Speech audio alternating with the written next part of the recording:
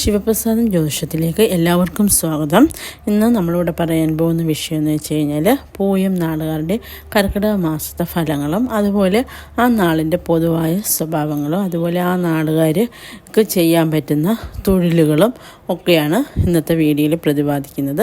കാര്യം കുറേ പേര് നമ്മളോട് ചോദിച്ചിട്ടുണ്ടായിരുന്നു പൂയം നാളിന് പറ്റിയ തൊഴിലുകൾ ഏതൊക്കെയാണ്, ആ ജോബ്സിനെ പറ്റിയൊക്കെ ഒന്ന് പറയണമെന്ന് കമൻറ്റ് വന്നിട്ടുണ്ടായിരുന്നു. അപ്പോൾ അത് പരിഗണിച്ചാണ് നമ്മളിന്ന് ഈ വീഡിയോ ചെയ്യുന്നത്.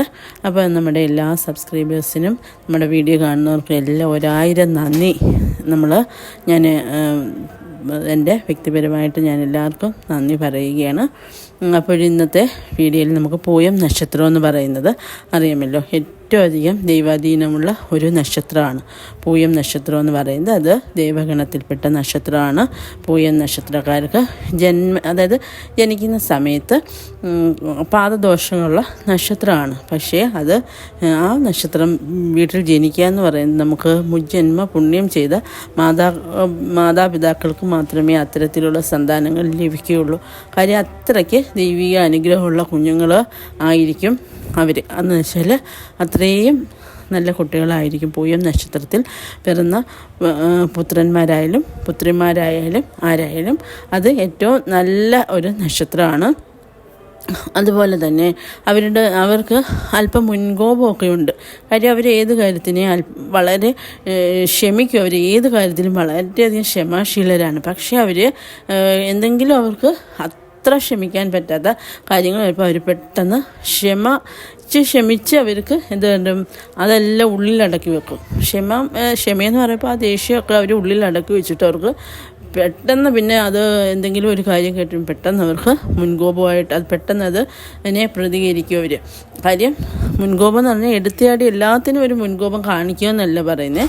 അവർക്ക് എന്തെങ്കിലുമൊക്കെ നമ്മളിപ്പോൾ ഇറിറ്റേറ്റഡായിട്ട് എന്തെങ്കിലും പറയുകയൊക്കെ ചെയ്യുകയാണെങ്കിൽ അവരത് ക്ഷമിച്ച് ഒരു വ്യക്തിയോട് കുറേ ക്ഷമിച്ചിട്ട് അവർ ഉള്ളിൽ പിന്നെയും അവരെ ഇറിറ്റേറ്റ് ചെയ്തിട്ട് സംസാരിക്കുകയാണെങ്കിലെന്നുണ്ടെങ്കിൽ അവരതിനെ ശക്തമായിട്ട് തന്നെ അതിനെ പ്രതികരിക്കുക തന്നെ ചെയ്യും. അപ്പോൾ അതവരുടെ ഒരു പ്രത്യേകതയാണ്. അപ്പോൾ അവരുടെ ആ ഒരു കോപശീലമൊന്നും മാറ്റുക. കാര്യം എന്ന് വെച്ചാൽ എല്ലാവർക്കും ഉള്ള ഒരു വികാരമാണ്. കാര്യം അവർ മാക്സിമം ക്ഷമിച്ചിട്ടാണ് അവർ ലാസ്റ്റ് പൊട്ടിത്തെറിക്കുന്നത്. അതെല്ലാവരിലും വരുന്നതാണ്. അതുകൊണ്ട് കഴിവതും ഈ നാളുകാരെ പ്രകോപിപ്പിക്കാതെ സോഫ്റ്റായിട്ട് അവരോട് പെരുമാറാൻ എല്ലാവരും ഒന്ന് ശ്രമിക്കുക. അതായത് വളരെ സോഫ്റ്റായിട്ട് മക്കളോടായാലും അതിപ്പോൾ പൂയം നാളിലുള്ള ഭർത്താവിനെ കിട്ടുന്നെങ്കിൽ ഭാര്യമാരായാലും അങ്ങനെ അവരുമായിട്ട് ഡീൽ ചെയ്യാൻ നോക്കുക.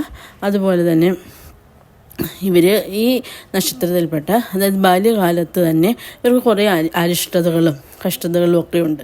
അവരേത് ഭവനത്തിലാണോ ജനിച്ചത് ആ ഭവനം വിട്ടവർ വേറൊരു ഗ്രഹത്തിൽ പോകാൻ സാധ്യതയുണ്ട്. അതായത് ഇപ്പോൾ നമ്മൾ അറിയാലോ, നമ്മളിപ്പം അതായത് അവരുടെ അച്ഛൻ്റെ വീട്ടിൽ അവർ പിറന്നെങ്കിൽ ചിലപ്പോൾ വീട് വെച്ച് അവർ മാറി വേറൊരു വീട്ടിൽ, അതാണ് വേറൊരു വീടെന്ന് ഉദ്ദേശിച്ചത്.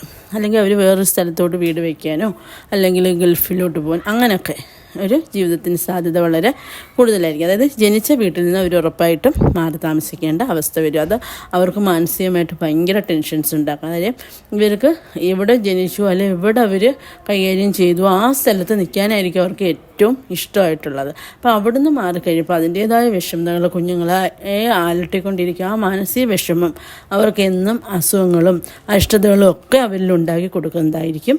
അപ്പോൾ അത് ആ അരിഷ്ടതകളൊക്കെ മാറാനും അതുപോലെ തന്നെ ആ സമയത്ത് ഇവർക്ക് ശനിദശയായിരിക്കും. അപ്പോൾ ശനിദശയിൽ ഇവർക്ക് വളരെയധികം ദോഷങ്ങൾ ഇവർക്ക് വന്നു ചേരാവുന്നതാണ്. അപ്പോൾ ആ ശനിദശയിൽ ഇവരെ കൂടുതൽ ശനി ഭഗവാന്റെ മന്ത്രങ്ങളൊക്കെ ജപിപ്പിക്കാനും അതുപോലെ ഓം നമഃ ശിവായ ജപിപ്പിക്കാനൊക്കെ മാതാപിതാക്കന്മാർ പ്രത്യേകം ശ്രദ്ധിക്കേണ്ടതാണ്. ശനിദശ കഴിഞ്ഞാൽ പിന്നെ ഇവർക്ക് ബുധദശയാണ്. ബുധദശയിൽ സ്റ്റാർട്ടാക്കിയപ്പോഴത്തേക്ക് ഇവർക്ക് നല്ല വിദ്യാഭ്യാസത്തിനുള്ള അതായത് നല്ല ബുദ്ധിയും കഴിവൊക്കെ ഉണ്ടാവും. അപ്പോൾ അവർക്ക് സാമാന്യമായിട്ട് അവർ പഠിക്കുകയും അവർ നല്ലൊരു തൊഴിലൊക്കെ കരസ്ഥമാക്കും. അപ്പോൾ ഇവർക്ക് ചെയ്യാൻ പറ്റിയ തൊഴിൽ സ്ഥലം അതായത് ഏതൊക്കെ തൊഴിലുകളിൽ പോയാൽ ഇവർക്ക് വൻ വിജയത്തിലെത്താം. അതായത് ഇത് ജലരാശിയുടെ ഒരു നക്ഷത്രമാണല്ലോ പൂയം നക്ഷത്രം എന്ന് പറയുന്നത്. അപ്പോൾ ജലവുമായിട്ട് ബന്ധപ്പെട്ട അതായത് ഹോസ്പിറ്റാലിറ്റി മേഖല, അതുപോലെ തന്നെ ഷിപ്പിൽ എന്തെങ്കിലും ഓയിൽ ഫീൽഡ്, അതുപോലെ ഷിപ്പിലുള്ള തൊഴിലുകൾ, അതുപോലെ ബിസിനസ്, അതുപോലെ തന്നെ ഇവർക്ക് ഷെഫ്, അതുപോലെ കുക്കിംഗ് പ്രൊഫഷൻ, അതുപോലെ മെഡിക്കൽ ഫീൽഡ് പ്രത്യേകിച്ച് സ്ത്രീകൾക്കാണത് ബെറ്റർ ആയിട്ടുള്ളത്. മെഡിക്കൽ ഫീൽഡ് നേഴ്സായിട്ടായാലും ഡോക്ടറായിട്ടായാലും, അപ്പോൾ അതല്ല മറ്റ് മെഡിക്കൽ ഫീൽഡിന് ഏത് ജോലിക്ക് ട്രൈ ചെയ്താലും അവരതിൽ വിജയിക്കുക മാത്രമല്ല അതിൽ അവർ ഉയർന്ന ഒരു പോസ്റ്റിൽ അവർ ഉറപ്പായിട്ടും എത്തുക തന്നെ ചെയ്യും. കാര്യം അവർക്ക് ആ യോഗമാണ്. അത് സ്ത്രീകൾക്കായാലും പുരുഷന്മാർക്കായാലും സെയിം തന്നെയാണ്. സ്ത്രീകളുടെ കാര്യത്തിലാണ് ഞാൻ കൂടുതലായിട്ട് കണ്ടു വന്നത്, അതുമാണ് അത് എടുത്ത് പറഞ്ഞത്.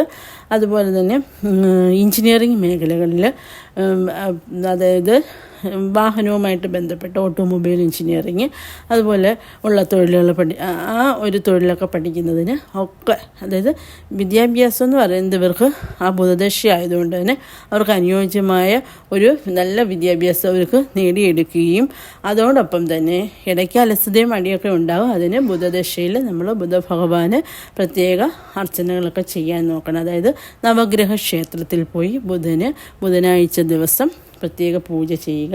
അതുപോലെ പിന്നീട് ശ്രീകൃഷ്ണ ഭഗവാന് പാൽപ്പായസമൊക്കെ നടത്തുക. അപ്പോൾ അതൊക്കെ ഇടയ്ക്ക് ചെയ്തുകൊണ്ടിരിക്കുക. അല്ലാതെ വേറെ പ്രത്യേകിച്ച് വിഷമിക്കേണ്ട കാര്യമൊന്നുമില്ല. ഈ ബുധദശയിൽ തന്നെ അവർക്ക് ഉറപ്പായിട്ടും അവർക്ക് നല്ല ജോലിയൊക്കെ കിട്ടുന്നതായിരിക്കും. പിന്നീട് വരുന്ന കേതു ദശയാണ്.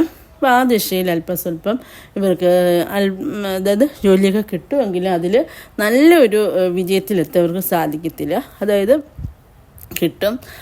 അതുപോലെ ആ സമയത്ത് ഒരു വിചാരിക്കും ചിലപ്പം ചെയ്തുകൊണ്ടിരിക്കുന്ന തൊഴിലങ്ങ് ഉപേക്ഷിച്ചാലോ അല്ലെങ്കിൽ വേറെ ജോലിക്ക് നോക്കിയാലോ എന്നൊക്കെ ഇവർ ചിന്തിക്കുന്ന ഒരു ടൈമാണ് കേതുർദശ ആയതുകൊണ്ട്. അപ്പോൾ ഈ സമയത്ത് നമ്മൾ പ്രത്യേകം ശ്രദ്ധിക്കേണ്ട കാര്യം, ഈ സമയത്ത് ഗണപതി ഭഗവാനെ മുറുകെ പിടിക്കുക. അതായത് ഗണപതി ഭഗവാനെ കൈവിടരുത്. എപ്പോഴും ഓം ഗം ഗണപതി നമ. അപ്പോൾ ഈ ഒരു ഏജിൽ, അതായത് അവർക്കൊരു 25-26 ആ വയസ്സിലാണ് ഇവർക്ക് കേതുർദശ സ്റ്റാർട്ട് ചെയ്യുന്നത്. 25 വയസ്സ് വരെ ഇവർക്ക് ബുധദശയായിരിക്കും. അത് കഴിഞ്ഞാണ് കേതുർദശ തുടങ്ങുന്നത്. അപ്പോൾ ആ സമയത്ത് നല്ലതായിട്ട് ഗണപതി ഭഗവാനെ അങ്ങോട്ട് പ്രാർത്ഥിച്ചോളുക. അടുത്ത ഗണപതി ക്ഷേത്രങ്ങളുണ്ടെങ്കിൽ അവിടെ പോയി എന്ത് ചെയ്യണം, ഗണപതി ഹോമമൊക്കെ മാസത്തിൽ ഇവരുടെ നാളിൽ ചെയ്യാൻ നോക്കുക. അപ്പം ഈ ഒരു ദോഷം, അതായത് ജോലിയിൽ നിന്നൊക്കെ വിഡ്രോ ആവണോ അങ്ങനെയൊക്കെ ചിന്തിക്കുക മാത്രമേ ചെയ്യാവൂ. ഒന്നിലും എടുത്ത് ചാടരുത്, ജോലിയൊന്നും കളയരുത്, പിടിച്ചു നിൽക്കണം. അത് കാര്യം പിന്നീട് വരുന്നത് ശുക്രദശയാണ്. ശുക്രനിൽ സുഖിക്കാത്തവരായിട്ട് ആരും തന്നെയില്ല. ഇവരുടെ ആ ഒരു നല്ല യൗവന സമയത്ത് ഭാര്യയോടും മക്കളോടും ഒക്കെ ഒന്നിച്ച് സന്തോഷമായിട്ട് ഇവർക്ക് ജീവിക്കാൻ പറ്റുന്ന ഒരു സമയമാണ്. അതുപോലെ ദാമ്പത്യ സൗഖ്യവും ഒക്കെ ഇവർക്ക് ലഭിക്കുന്ന ഒരു സമയമായിരിക്കും. അപ്പോൾ ജോലിയിലൊക്കെ ഉയർന്ന പോസ്റ്റിലോട്ട്. അപ്പോൾ ഇന്ന് ആ കേതുർദശയിൽ 6-7 വർഷം അനുഭവിച്ച ആ കഷ്ടതയൊക്കെ നമ്മുടെ ശുക്രദശയിൽ മാറിക്കിട്ടുന്നതായിരിക്കും. അപ്പോൾ ശുക്രഭഗവാന് പ്രത്യേക വഴിപാടുകളൊക്കെ നടത്തിക്കൊള്ളുക. ഇത് നല്ല ദശയാണെങ്കിലും നമ്മൾ നല്ലവണ്ണം പ്രാർത്ഥിക്കുമ്പോൾ അതിൻ്റേതായ നല്ല ഫലങ്ങൾ നമ്മളെ തേടിയെത്തുന്നതായിരിക്കും. അപ്പോൾ ഇങ്ങനെയൊക്കെ ചെയ്യുക. അപ്പം ഇതായിരിക്കും ഇവരുടെ ഒരു റൊട്ടീൻ എന്ന് പറയുന്നത്. അതായത് ശുക്രദശ. അതുപോലെ തന്നെ പിന്നീട് ഇനി ഞാൻ പറയാൻ പോകുന്നത് വെച്ചാൽ കർക്കിടക മാസത്തിൽ ഇവർക്ക് ഉള്ള ഫലങ്ങളാണ്. കർക്കിടക മാസം പൂയം നക്ഷത്രക്കാർക്ക് വളരെ നല്ല സമയമാണ്. അതായത് ഇവർക്ക് ജോലിയിലായാലും വിദ്യാഭ്യാസത്തിലായാലും ഒക്കെ ഒരു സ്ഥിരത കൈവരുന്ന സമയമായിരിക്കും. അതുപോലെ തന്നെ ഗൃഹത്തിൽ നല്ല മംഗളകർമ്മങ്ങളൊക്കെ നടക്കാൻ സാധ്യതയുണ്ട്. അതുപോലെ കുടുംബമൊത്ത് സന്തോഷമായിട്ടിരിക്കാനും അതുപോലെ ഇവർക്ക് ഉല്ലാസയാത്രകളൊക്കെ പോകാനും ഒക്കെ പറ്റിയൊരു സമയമായിരിക്കും. അതുപോലെ തന്നെ ഇവർക്ക് സാമ്പത്തികമായിട്ടൊക്കെ നല്ല ഭദ്രത വരാനും ബിസിനസ് അതുപോലെയൊക്കെ ചെയ്യുന്നവർക്ക് വളരെയധികം ഉയർച്ച വരാനും അതുപോലെ കലാകായിക മേഖലകളിൽ പ്രവർത്തിക്കുന്നവർക്ക് അതായത് അവർക്ക് വലിയ അവാർഡുകൾ ഒക്കെ കിട്ടാനും ഒക്കെ സാധ്യതയുള്ളൊരു സമയമായിരിക്കും. അപ്പോൾ എല്ലാവർക്കും, എല്ലാ പൂയം നാളുകാർക്കും അതുപോലെ എല്ലാവരെയും ഭഗവാൻ അനുഗ്രഹിക്കട്ടെ എന്ന് ആശംസിക്കുന്നു.